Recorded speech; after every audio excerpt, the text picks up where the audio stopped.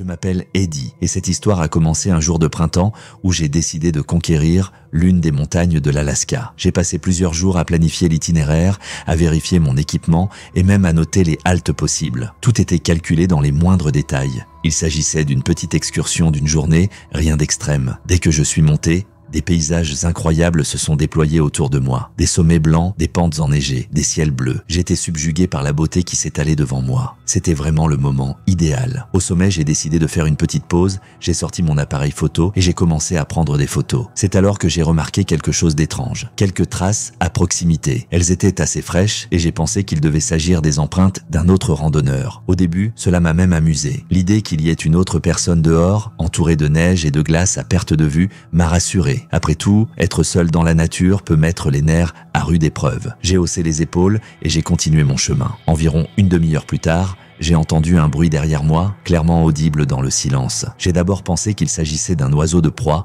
ou d'une créature de la forêt qui se réveillait de son sommeil hivernal. Mais quand je me suis retourné, il n'y avait personne. C'est alors que j'ai vu les mêmes traces de pas qui me suivaient maintenant. Elles allaient dans la direction où je venais d'arriver. J'ai senti ma peau se refroidir. C'étaient des empreintes humaines, des empreintes de chaussures, comme les miennes, mais ce qui était étrange, c'est qu'elles étaient apparues soudainement, comme si cette personne avait surgi de nulle part et qu'elle me suivait maintenant. J'ai essayé de me calmer et de mettre cela sur le compte de mon imagination débordante. Mais ce frisson désagréable de la peur s'était déjà insinué en moi. J'ai accéléré, décidant d'atteindre le point suivant de l'itinéraire plus rapidement que je ne l'avais prévu. Environ 1 heure s'est écoulée lorsque je me suis rendu compte que mon poursuivant n'était pas loin derrière moi. De temps en temps, je m'arrêtais, jetais un coup d'œil dans les profondeurs de la forêt qui m'entourait de part et d'autre et ne remarquais personne. Mais les traces de pas se rapprochaient de plus en plus. Elles étaient si proches qu'il semblait que le poursuivant pouvait presque me toucher. Lorsque le soleil a commencé à se coucher, j'ai commencé à paniquer. Je savais qu'il serait dangereux de descendre dans l'obscurité,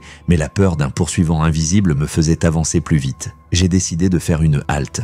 J'ai monté une petite tente et j'ai commencé à faire chauffer de la nourriture en essayant de me calmer. La chaleur et la nourriture m'ont un peu soulagé et pendant un moment, j'ai même oublié les traces. Mais lorsque j'ai fermé les yeux pour me reposer, j'ai été réveillé par un grand craquement dans la forêt. C'était si proche que j'ai eu l'impression que quelqu'un se tenait presque à côté de ma tente. J'ai ouvert les yeux et je me suis immédiatement levé en prenant mon couteau. J'ai lentement ouvert l'auvent de la tente, jetant un coup d'œil dans l'obscurité. Je ne voyais rien d'autre que des arbres qui se balançaient légèrement dans le vent. Et puis je les ai revus, les empreintes de pas. Elles s'approchaient presque de ma tente, laissant des empreintes claires dans la neige, et pourtant il n'y avait personne. Je ne pouvais pas rester là plus longtemps. J'ai tout laissé tomber et je suis parti, sachant que fuir la nuit était une folie. Mais rester sur place avec ce harceleur inconnu était encore pire. La neige s'est mise à tomber plus fort, comblant les traces, et elle a semblé effacer les preuves de mes terreurs, me laissant seul avec une peur paranoïaque. Soudain, je suis tombé sur une petite cassure dans le terrain comme si quelqu'un avait creusé un énorme morceau de terre. J'ai regardé vers le bas, impuissant, et j'ai vu un corps. J'ai essayé de rester calme,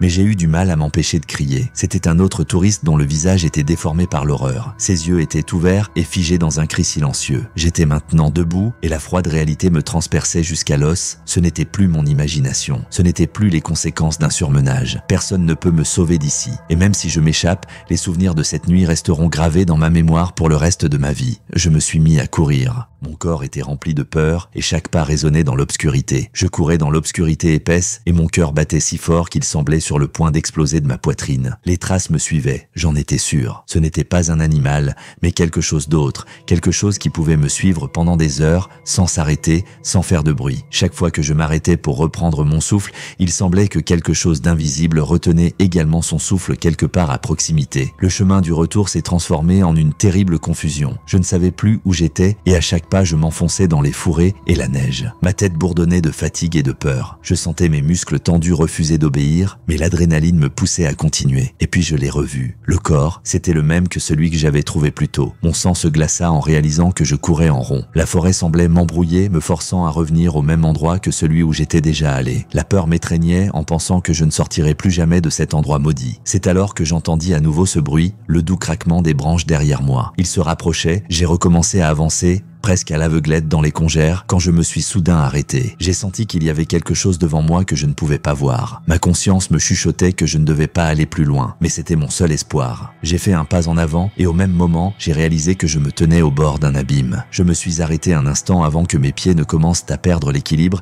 et j'ai désespérément reculé, essayant d'arrêter la chute. Pendant une seconde, j'ai senti le vide froid de l'abîme devant moi. Dans l'obscurité, je ne pouvais pas voir à quel point il était profond. Ma seule issue était bloquée par ce piège invisible et je ne pouvais que me tenir au bord, tenaillé par la peur. Je me suis rendu compte que je n'avais que peu d'options. Je savais que je devais rester conscient et ne pas paniquer. Mais soudain, à la limite de mon champ de vision, j'ai vu un mouvement. Je ne pouvais pas distinguer son visage, mais il me semblait familier et distant à la fois. J'ai senti un frisson me parcourir l'échine. La silhouette est restée immobile, observant silencieusement. Au moment où je pensais ne plus pouvoir la regarder, elle a fait un pas vers moi. J'ai crié, ne sachant que faire, sentant des sueurs froides perler sur mon front. Ce cri a traversé l'abîme, disparaissant dans le vide. Je me suis précipité en arrière, sans penser à l'endroit où ce chemin me mènerait. J'ai couru jusqu'à ce que la neige me pique le visage, jusqu'à ce que je sente le sol se dérober sous mes pieds. Un instant plus tard, une lumière s'est allumée devant moi. C'était l'aube. Je me suis soudain rendu compte que je ne voyais plus aucune trace de mon poursuivant. Derrière moi, il n'y avait rien. Lorsque je suis finalement descendu dans un petit village au pied de la montagne, mon visage en disait probablement long. J'étais entouré d'habitants qui me regardaient avec effroi. Je ne pouvais pas expliquer ce qui s'était passé à cause de mes tremblements. Je restais là à essayer de me calmer. L'un des vieux habitants s'est approché de moi, m'a regardé dans les yeux et m'a dit tranquillement que cette montagne était depuis longtemps célèbre pour sa malédiction, disant que de nombreuses personnes y étaient allées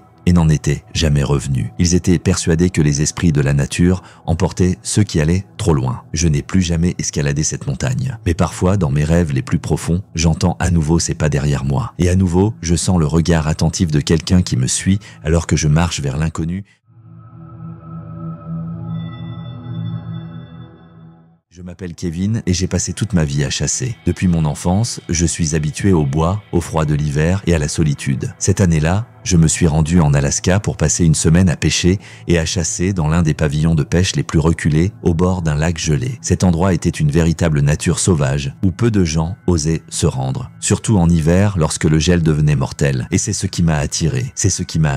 Les premiers jours, tout s'est déroulé comme je l'avais imaginé. Un silence pur, avec seulement quelques craquements de branches sous les pattes d'un renard ou d'un loup au loin. Je m'y suis habitué et le froid m'a même procuré un certain plaisir. Mais un après-midi, soudainement et sans crier gare, une forte tempête de neige s'est déclenchée. La température a chuté et je me suis retrouvé coupé du monde extérieur. La tempête ne s'est pas arrêtée pendant toute une journée, le vent m'a transpercé, brûlant ma peau comme une lame. Je ne quittais pas la maison car je savais qu'ici, entre les murs, j'étais au moins en sécurité. Mais lorsque le bois de chauffage a commencé à manquer, j'ai compris que je devais prendre le risque de sortir pour trouver du combustible. Le froid était si intense que le simple fait de respirer me gelait le visage. J'ai quitté la maison et la tempête m'a instantanément recouvert de neige qui volait en rond. Je ne voyais presque pas où j'allais, mais je suis tombé sur du bois de chauffage empilé et lorsque j'ai commencé à le ramasser, j'ai entendu un son étrange, comme si les pas de quelqu'un résonnaient dans le blizzard. Je me suis levé, j'ai regardé autour de moi, mais la zone était vide. Le bruit s'est répété et cette fois-ci, il était beaucoup plus proche. C'était comme si quelqu'un marchait sur de la glace à quelques mètres de moi. Soudain, je me suis rendu compte que la neige autour de moi était tellement gelée que mes propres pas n'auraient pas pu produire ce son. C'était impossible. Je me suis précipité vers le pavillon, sentant la tempête me pousser vers la porte,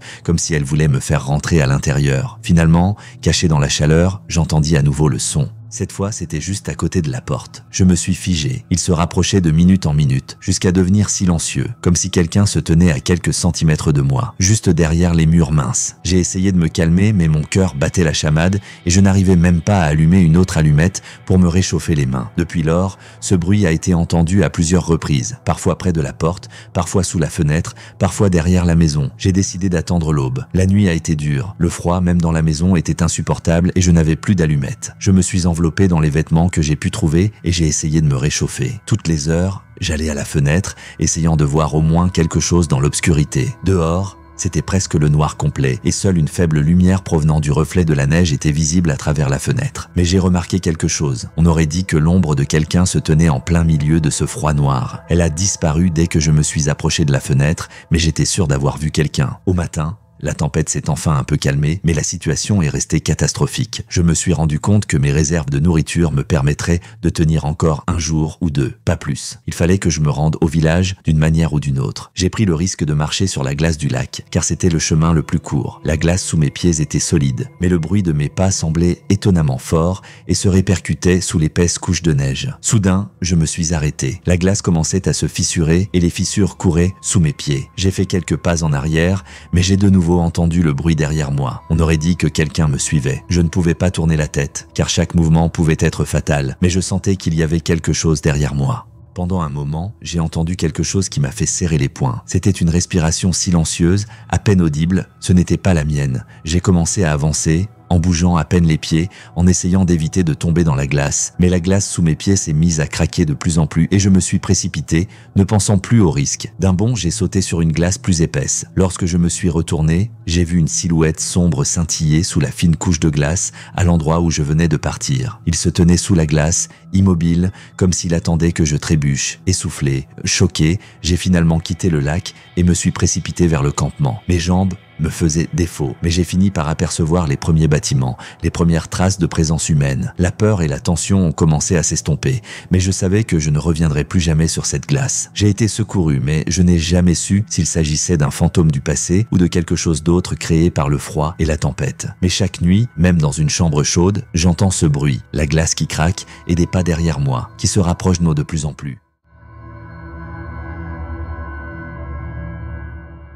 Je m'appelle Sarah et je travaillais dans une station météorologique isolée au nord de l'Alaska. C'était une région isolée, sans aucune habitation humaine à des dizaines de kilomètres à la ronde, avec seulement des montagnes enneigées et un vent glacial qui hurlait à travers la fenêtre. Chaque jour, je recueillais des données météorologiques, enregistrais les changements climatiques, envoyais des rapports au bureau central et me préparais à une nouvelle soirée tranquille dans le bâtiment de la station. Un jour, quelque chose d'inhabituel s'est produit. Tout s'est arrêté, la connexion a été perdue, l'électricité s'est mise à trembler. J'ai pensé qu'il s'agissait d'un simple accident. Nous avions des générateurs de secours et je pensais qu'il suffirait d'attendre un peu. Mais le temps a passé et la connexion n'a pas été rétablie. J'ai commencé à vérifier tous les systèmes, mais je n'ai trouvé aucune raison évidente à cette panne. J'ai essayé d'appeler mes collègues à la gare la plus proche, mais la ligne était coupée. Finalement, je me suis rendu compte que j'étais complètement seul, isolé dans ce désert blanc sans fin. Le premier jour s'est écoulé et j'ai essayé de rester calme. Croyant toujours que les pannes cesseraient bientôt, j'ai commencé à utiliser l'alimentation de secours avec plus de parcimonie, en limitant le nombre d'appareils que j'avais allumés. Mais même avec ces mesures, je savais que je ne tiendrais pas longtemps. La nuit, j'ai entendu un bruit étrange. Il provenait de l'extérieur, près de l'entrée. Il me semblait que quelqu'un ou quelque chose grattait doucement les murs. Je me suis approché de la porte pour essayer de mieux entendre,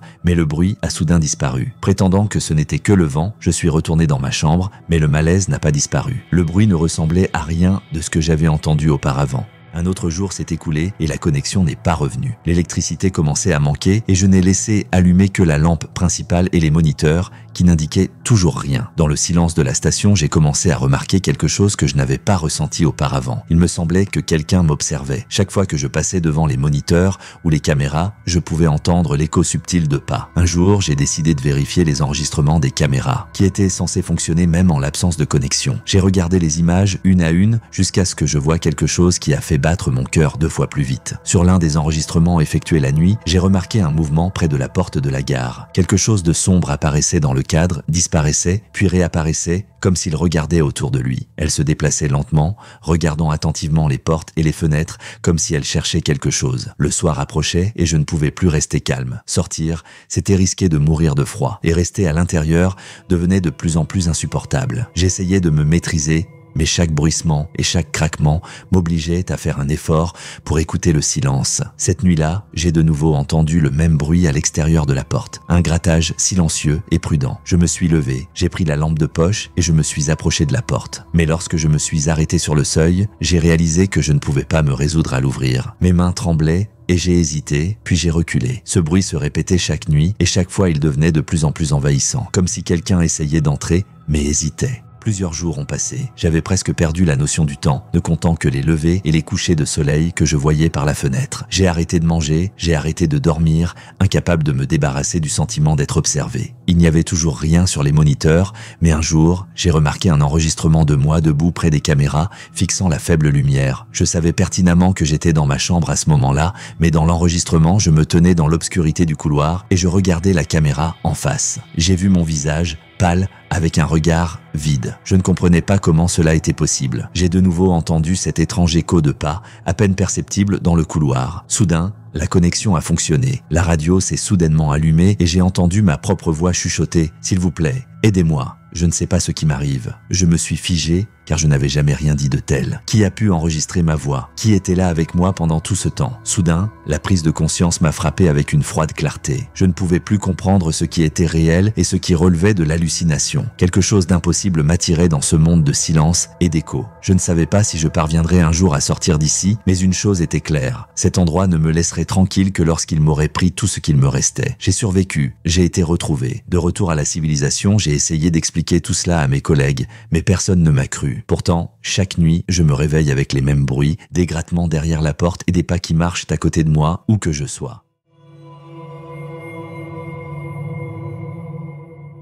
Je m'appelle Tom, je suis géologue et mon travail a toujours consisté à explorer des endroits dangereux et reculés. Mais ce qui s'est passé en Alaska est resté gravé dans ma mémoire. Je me suis rendu dans le nord pour prélever des échantillons d'une faille anormale dans le sol, apparue après une série de tremblements de terre. Cette faille avait une composition de sol particulière et j'ai été invité à analyser la roche. Rien ne laissait présager un tel résultat. J'ai préparé mon équipement, vérifié mes lampes de secours et enfilé des vêtements chauds comme d'habitude. J'étais prêt, du moins je le pensais. Je suis descendu dans la fissure à l'aube avec un plan précis, prélever rapidement des échantillons et revenir au sommet. En marchant dans l'étroit tunnel, j'ai admiré la structure des roches et le silence qui régnait ici. Le sol réagissait de manière assourdissante à chacun de mes pas, ce qui donnait l'impression que le tunnel était vivant, tissé de sons et d'obscurité. Je me suis rendu compte que j'étais au cœur de la terre froide, mais cela ne m'a pas effrayé au début. Alors que j'étais sur le point de m'élever, un petit glissement de terrain derrière moi m'a barré la route. Ce n'était pas catastrophique, mais j'ai compris qu'il fallait que je trouve une autre issue. Prenant une profonde inspiration, j'ai décidé d'avancer, en espérant trouver un moyen de remonter ou de contourner. Je continuais à descendre, m'enfonçant peu à peu dans les profondeurs où je pouvais sentir la véritable essence du monde de pierre, fermé et étranger. L'obscurité était épaisse et la lumière de la lanterne ne la perçait qu'à quelques mètres, montrant des murs de pierre et un chemin étroit. Mais plus j'avançais, plus je remarquais des fissures et de la poussière fine tombant d'en haut. Soudain, le tunnel s'est élargi et j'ai vu un petit espace qui semblait m'attendre. Me calmant, je me suis assis, essayant de rassembler mes idées et de calculer le temps qu'il me faudrait pour revenir. Mais alors que j'étais assis là, en train de me reposer, j'ai senti quelque chose d'étrange, un léger tremblement sous mes pieds. Je me suis levé, j'ai écouté le sol et je me suis rendu compte que le tremblement devenait de plus en plus fort. Un bourdonnement sourd et lourd commençait à s'infiltrer dans la pierre et il semblait que la faille commençait à respirer, comme si elle réveillait quelque chose d'ancien. J'ai rassemblé mes affaires en toute hâte et j'ai essayé de trouver une issue, mais mes mains tremblaient lorsque j'ai réalisé que je m'enfonçais encore plus bas. L'angoisse m'envahit. Il me semblait que chacun de mes mouvements créait un écho qui rebondissait sur les murs et me revenait, mais déformé, comme s'il se moquait de moi. J'ai pris une grande inspiration, essayant de me ressaisir, mais j'ai alors entendu des bruits de pas. Ce n'étaient pas mes propres pas. Il semblait que quelqu'un d'invisible marchait quelque part à proximité, à peine perceptible, mais constamment. Le tunnel s'est rétréci jusqu'à atteindre une taille terrifiante et je me suis retrouvé dans un espace confiné. Pressé de toutes parts, je commençais à suffoquer. Chaque respiration était lourde et l'air devenait de plus en plus épais. Ma voix intérieure me disait de trouver une issue, mais l'écho des pas et le tremblement du sol me paralysaient. Les pas se rapprochaient, mais je ne savais pas de quelle direction il venait. J'avançais encore, espérant trouver un autre passage. Et puis, après quelques pas, le tunnel s'est brusquement terminé. Je me suis retrouvé dans l'obscurité la plus totale, sans aucun moyen de revenir en arrière. J'étais pris au piège, dans une impasse. J'ai sorti la dernière lampe de poche et je l'ai allumée en dirigeant la lumière dans la direction de mon chemin, mais soudain, j'ai vu que le sol commençait à s'effriter sous mes pieds. Je ne pouvais pas bouger, car chaque pas que je faisais amplifiait ce bourdonnement et ce craquement. Je suis resté immobile, sachant que tout mouvement imprudent pouvait pouvait entraîner un effondrement. Puis la lampe de poche s'est mise à clignoter et s'est éteinte. Les ténèbres m'ont enveloppé et je me suis retrouvé dans un véritable enfer silencieux. Mon monde entier s'est réduit à l'espace qui m'entourait, dans lequel il n'y avait rien d'autre qu'une peur insupportable. J'ai essayé de rester calme, mais à ce moment-là, j'ai entendu une expiration à peine audible derrière moi comme le souffle froid de la mort. Je savais qu'il n'y avait personne, mais mon esprit me jouait un tour cruel. Je ne me souviens pas du temps qui s'est écoulé jusqu'à ce qu'on me retrouve. Mes collègues ont lancé une opération de recherche en l'absence de nouvelles de ma part, et ils ont fini par me trouver pâle, épuisée, mais vivante. J'ai gardé le silence parce que je savais que personne ne comprendrait ce que j'avais vécu. J'ai survécu, mais depuis lors, je ne suis plus descendu dans les tunnels. Chaque fois que je ferme les yeux, je vois ces ténèbres, j'entends ce souffle froid qui se tient derrière moi. Si cette vidéo vous a laissé froid et tendu, j'ai quelque chose d'encore plus effrayant pour vous. Jetez un coup d'œil à mes précédentes vidéos sur les histoires d'horreur des coureurs de parkrunner ou sur un hôpital psychiatrique effrayant pour des peurs encore plus profondes qui vous glaceront le sang. Êtes-vous prêt à plonger à nouveau dans le monde des ténèbres ?